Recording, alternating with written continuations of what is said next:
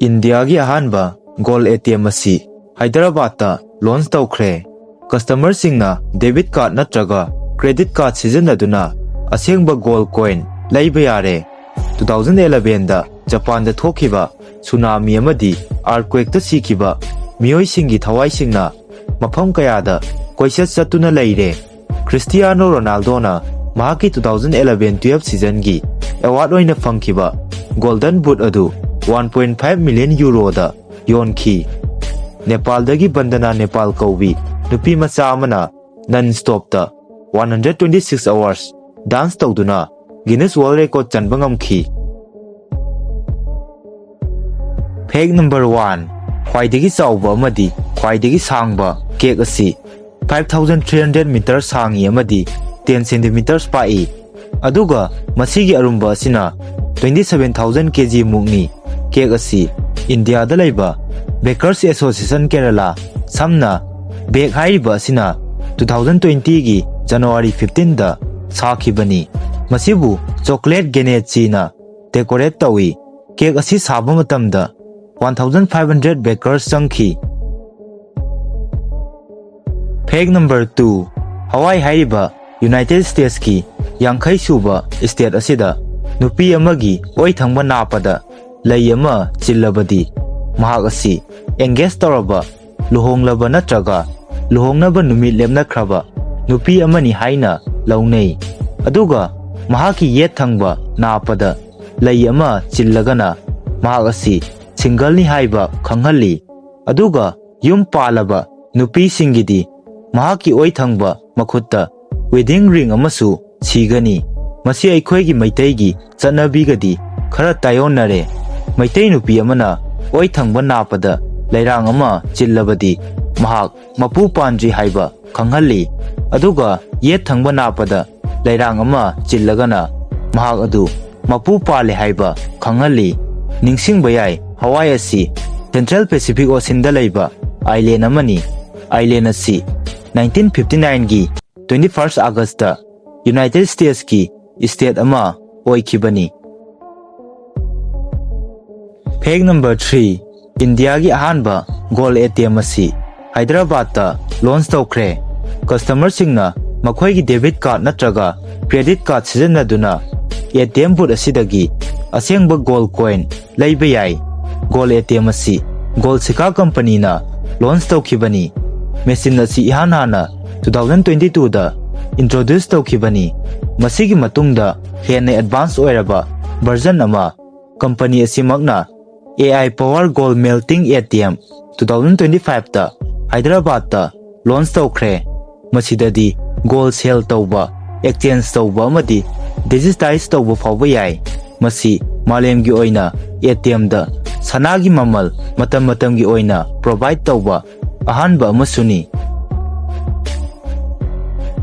Fact number 4 2011 da Japan da thokiba tsunami amadi earthquake da sikiba miyoi singi thawaina thaudo adu thokiba mafam singda koichat chatuna leire haibasi haktheng urakpa miyoi singna report tawri. Masi disaster asida asiba haksang phangkidaba thawai singna pothafam khangdaduna koichat salibani haina Japanese singna thajanai. North East Japan da laiba taxi driver tare nasu disaster asida leikidaba miyoi amagi thawaina makhoigi gari da tonglakpa thengnakhre haina report tawri. Fact number 5 Cristiano Ronaldo na mahaki 2011-12 season gi performance ki dama award oina pikhiba golden boot adu auction da 1.5 million euro da yonki. Masi Indian rupees da 15 crore 38 lakhs ka manei. Masigi paisa sing asi mahangna Gaza da school sing sabada donate tawki. Fact number 6 Nepal dagi bandana Nepal kaubi 19 years surabi nupi macha amana non-stop da 126 hours dance tawduna Guinness World Record chanba ngamki. Mahangna numit mangani hena tumdana pothaba amata tawdana amadi kari amata sadana perform tawkhibani. Mahangna dance tawringai manungda awabagi mami amata ताखिदे महाकी माइथोंदा smile तौदुना अदुमक लेखी महाकना dance तौखिबा मतम असिना 2019 दनी मसिगी ममांगदा 2011 दा कला मंडलम Hemalatha कौबी Indian women Amna 123 hours and 15 minutes लेप्तना डांस तौबगी रेकॉर्ड थमखिबनी अदुबु बंदना नेपालना रेकॉर्ड असि थुगाइखी महाकना हाइखी मदुदी नेपाल की कल्चर प्रमोट तौबो ओइना चैलेंज असि महाकना याखिबनी प्रिपरेशन की ओइना महाकना 100 hours फाउबा परफॉर्म तौखी फैक्ट नंबर 7 स्पिटल बग्स हाइबा असि प्लांट शेप एयर थादोक्तुना बबल हाइबदी कोंगोल थोखंदुना कोंगोल सिंगी लेयर मनुंगदा मसामक लोटपा ngamba अपिकपा जीबा मनी मखोइना सुमना तौरिबा असि प्रीडेटर सिंगना मखोइबु उदनबनी मपुंग मरै फारबा जीबा सिना मखोइगी अवांगबा अमदी असांगबदगी हेना कयारक हन्ना चोंगबा ngami अपिकपा जीबा सिगी किंगडम एनिमलिया फाइलम आर्थ्रोपोडा अमदी क्लास इंसेक्टा अमदी सुपर फैमिलीना सार्कोपोइडियानी मखोइ असि फ्रॉग हॉपर हाइने सुखंगनै फैक्ट नंबर 8 स्कॉर्पियो नमना नुमित तरुंगनी फाउबा सोर-होंदना लैबा ngami हाइरी चही चुप्पा मसिनजाक अमता चादना हिंगबा ngami अदुगा सरफेस मखल अमदा हेक्ता काबा ngami अमदी अल्ट्रा वायोलेट लाइटना यैबदा मसिगी मसा असि लंखली हाइरी मखोइ असि वेनमस ओइबा मखोंग निपान पानबा जीबा अमनी जीबा असिगी मतांग नाइबा ममैगी मतोंदा स्टिंगर अमा पाली मखोइ असि 400 years की ममांगदगी लेरक्लबा प्रीडेटर कांगलुप अमनी जीबसिंग असि अंटार्कटिका नतबा अतोपा कंटिनेंट खुदिंगमक्ता फंगी मखोइगी मरक्तगी चौराकना स्पीसीज 1750 मुक्ति मियोइबदा खुदोंग थिनिंगाई ओइदे मखोइना तिल कांग अमदी अपिकपा सासिंग फादुना चाइ फैक्ट नंबर 9 चही मापन तंगाइबा येमिनी नुपा मचा अमना यामना लुबा गुहा अमगी मनुंगदा तासिनख्रबा फोक्स मचा अमबु थौरी नत्रगा करिगुंबा खुलाय अमता सिजिन्नदना गुहा अदुदा कुमथरबा मतुंगदा फोक्स मचा अदु पुखलक्तुना कनबा ngamखी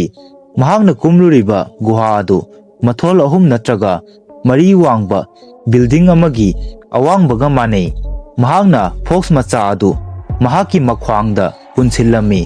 अदुगा गुहा अदुगी वालसिंगदा नप नपतुना लैमाई फाउबा करगलमी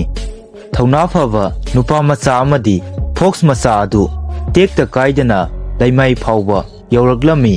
असिगुंबा थौना फबा थौजाल हैबा अमदी ह्यूमैनिटीगी थौदो असिदगी नुपा मचा असिबु मालेम सिनबा थुंगबना थागनरमी थौदो असि 2020 गी जुलाई अद्वाइदा थोखिबनी हाइरी फैक्ट नंबर 10 अदोमना कनागुंबा अमदगी अचुंबा वाफम खंगनिंगलबदी मिडनाइट मतुंगदा मियोय अदुगा मेसेज थानबा नत्रगा वारी सानबियु मसिगी मरमदी मिडनाइट मतुंगदा मियोय अयामबगी इमोशन सिंग लोसिनबा हाइबसी कया ओइथोकंदे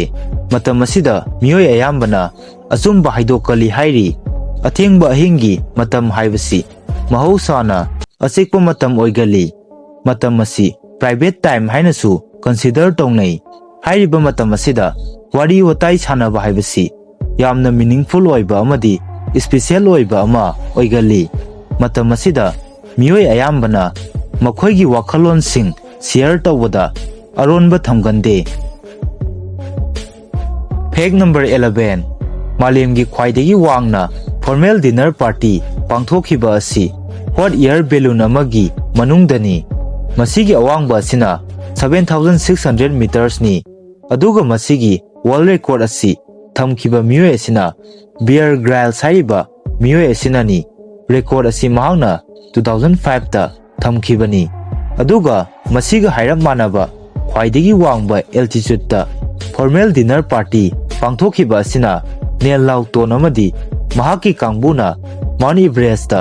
2018 दा पांथोखी मसिगी अवांगबा असिना 7056 meters नि Fact number 12. Aikoina tum hogolakpaga ising asaba glass ama thakpa asina aikoigi immunity fagathanba e chenba hengathanba amadi aikoigi skin asi glow leihanbada mateng pangi masi khakta natana atei matamdasu asaba ising thakpa asina chaba tumhanbadasu mateng pangi hairi.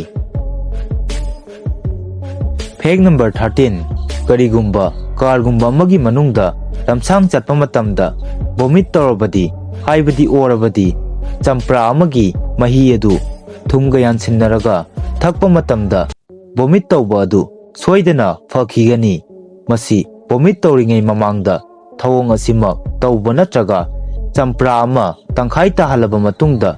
madugi manam adu aikoigi natonda chingsinba asina yamna uganba miyoisingda oba fanbada mateng pangi